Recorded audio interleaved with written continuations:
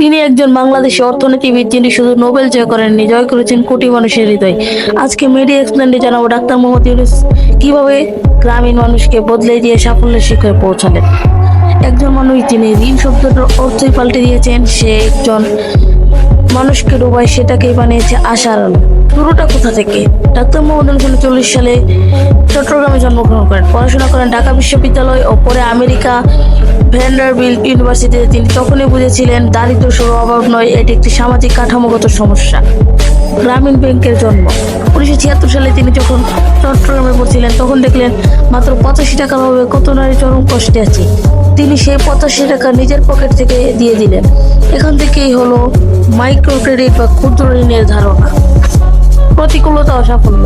শুরুতে অনেকে বলেছিল গরিব মানুষ লোন ফেরত দিবে না, কিন্তু ইউরোপ দেখালে নারীরা ফেরত দেয়, সময় মতো দেয় আর জীবন বদলে ফেলে। এর ফলে 1983 সালে প্রতিষ্ঠিত হয় গ্রামীণ ব্যাংক। নোবেল জয় 2006 সালে ডাক্তার মোহাম্মদ ইউনূস গ্রামীণ ব্যাংক পেয়েছিলেন শান্তিতে নোবেল পুরস্কার। কারণ তিনি প্রমাণ করেছেন অর্থনৈতিক শুধু উন্নয়ন বড় লোকদের জন্য নয়, বরং সমাজের সবচেয়ে পিছিয়ে পড়ার জন্য সম্ভব। অনুপ্রেরণা। ডাক্তার মোহাম্মদ ইউনূস আমাদেরকে দেখেছেন সফলতা মানে শুধু নিজের উন্নতি নয়, বরং অন্যের উপর তোলা এক ধরনের সাফল্য।